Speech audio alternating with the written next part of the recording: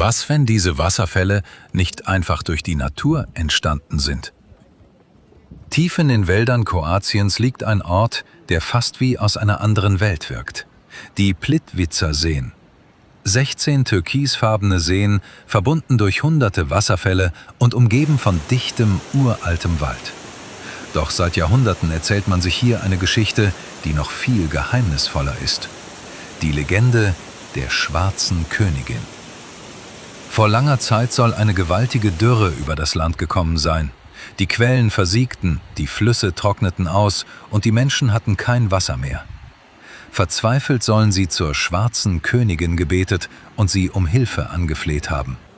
Und dann soll sie erschienen sein. Der Legende nach versprach sie den Menschen Regen. Kurz darauf verdunkelte sich der Himmel, Donner grollte über den Wäldern und ein gewaltiger Sturm brach los. Es regnete so lange und so stark, dass sich das Wasser seinen Weg durch das Land bahnte.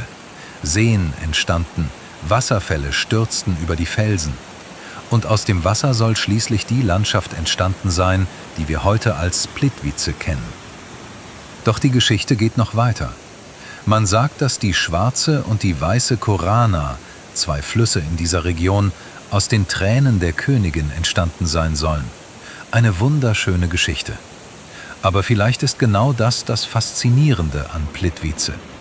Denn während die Wissenschaft die Entstehung der Seen und Wasserfälle erklären kann, leben die alten Legenden bis heute weiter. Und wenn morgens der Nebel über dem Wasser liegt und die Wälder vollkommen still werden, wirkt dieser Ort tatsächlich so, als würde man eine Grenze zu einer anderen Welt betreten. Doch glaubst du, dass hinter jeder Legende nur eine Geschichte steckt? Oder könnte in den alten Erzählungen von Plitvice ein kleiner Rest Wahrheit verborgen sein? Folge mir und erfahre mehr über verschiedene Orte und Mythen und Legenden.